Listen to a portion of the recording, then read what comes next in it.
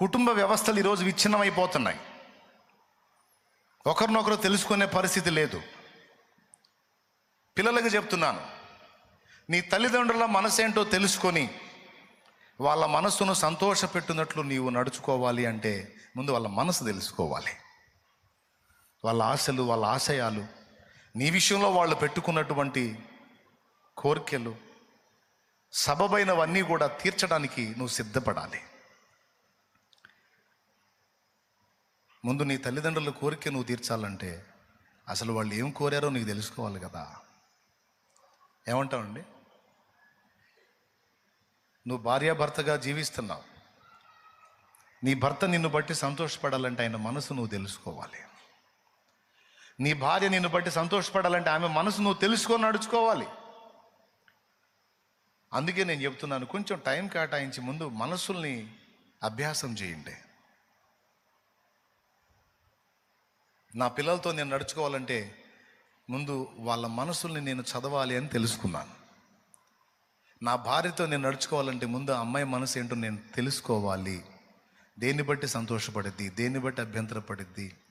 ఒకవేళ నేను ఆవేశపడి బోధిస్తే ఆ బోధకు రియాక్షన్ ఎలా ఉంది, నేను ప్రోత్సహించి బోధిస్తే ఆ బోధకు రియాక్షన్ ఎట్లా ఉంది అన్నీ టెస్ట్ చేసుకొని, ఓకే నేను కోపంగా చెప్తే దడపడుతుంది, చెప్పింది పోగొడుతుంది, కాదు ప్రోత్సహిస్తూ చెబితే ఈజీగా కనెక్ట్ అవుతుంది అని నా భార్య మనసు నాకు అర్థమైన పందాల్లో నేను నడుచుకొని నా ప్రయాణాన్ని నేను నడిపిస్తున్నా.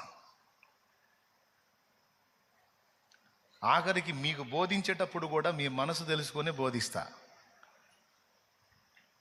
అది అర్థం కాకపోతే మీకు నేను చెప్పేది ఎక్కదని నాకు తెలుసు కదా. అందుకని ఏ విధంగా మీకు చెబితే మీ మైండ్కి ఎక్కిద్దో అని అది కూడా మిమ్మల్ని కాస్త కోస్త అధ్యయనం చేసి అందుకు అనుగుణ్యంగా మాట్లాడుతూ ఉంటాను నేను. దేవునికి స్తోత్రం కలుగును గాక. అట్లా కాకుండా ఏదో నా బుర్రకు దోచినట్టు చెప్పుకుంటూ మిమ్మల్ని పట్టించుకోకపోతే మీకు ఎట్టుంటుంది, హింసలాగుంటుంది. అట్లా కాదు, మీకు అర్థం కావాలి. అర్థం కావాలంటే ముందు మీ మైండ్లో నేను చదవాలి. నేను తీక్షణంగా ముఖాలకి వెళ్ళి ఎందుకు చూస్తాను తెలుసా? మీ ముఖాలకి వెళ్ళి అబ్జర్వ్ తీక్షణంగా ఎందుకు చూస్తాను తెలుసా? ఎంత మాత్రం ఎక్కుతుంది, ఇది ఎక్కుతుందా, డైవర్ట్ అవుతున్నారా అనేది కూడా నాకు అర్థమైద్ది. మాట్లాడితేనే పరిశీలించుకుంటా. కొంతమంది వింటున్నట్టు ముఖం పెడతారు కానీ వాళ్ళు ఉండరు, అర్థమైద్ది నాకు. కొంతమంది అసలు ఏం పట్టినట్టు అటు ఇటు చూస్తూనే ఉంటారు కానీ మైండ్ పెట్టుంటారు, అలా ఎక్కుతూ ఉంటుంది. అన్ని పరిశీలనగా తెలుసుకొని, సేవలో కూడా అంతే, బోధ చేసేటప్పుడు కూడా అంతే, కుటుంబంలో కూడా అంతే. ఈ విధంగా మనసులు తెలుసుకొని మనం కానీ నడుచుకోగలిగితే చాలా సమస్యల్ని మనం డీల్ చేయొచ్చు. దానికి కొంచెం ప్రశాంతత కావాలి. ఎదుటి వాళ్ళ మనసును తెలుసుకోవటానికి ముందు కొంచెం టైం కేటాయించాలి. భర్త మనసు అర్థం చేసుకొని భార్య నడుచుకోగలిగితే సూపర్ ఉంటుంది. కొడుకు మనసును అర్థం చేసుకొని తల్లిదండ్రులు నడుచుకోగలిగితే అద్భుతంగా ఉంటుంది.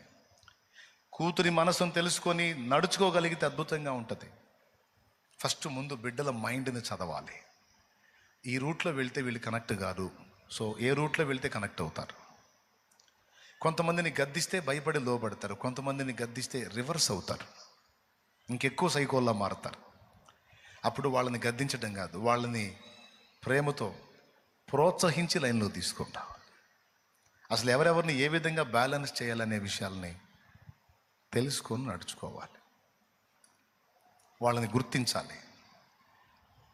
మన పిల్లలైనా సరే వాళ్ళ కష్టాన్ని గుర్తించి మాట్లాడాలి. భర్త అయినా సరే అతని కష్టాన్ని గుర్తించి మాట్లాడాలి. భార్య అయినా సరే ఆమె కష్టాన్ని గుర్తించి మాట్లాడాలి. ప్రశంసాపూర్వకంగా నువ్వు ఆమెను ప్రోత్సహించి మాట్లాడినప్పుడు ఆమె ఇంకొంచెం ఎక్కువగా దేవుని కోసం లేదా నీ కోసం పనిచేయటానికి ఉపయోగపడుతుంది. తృణీకరించినప్పుడు ఆమె నుండి పొందేవి చాలా లాస్ అవుతాం. కాబట్టి కుటుంబమైన, సంఘమైన, సమాజమైన, శత్రువు ఎదుటైనా, దేవుని ఎదుటైనా మనం అద్భుతంగా నడుచుకోవాలంటే ముందు అందరినీ తెలుసుకోవాలి. అది జరిగినప్పుడు ఎస్తేర్లాగా సింహాసనం ఎక్కుతాం. కృప మనందరికీ తోడై ఉండునుగాక.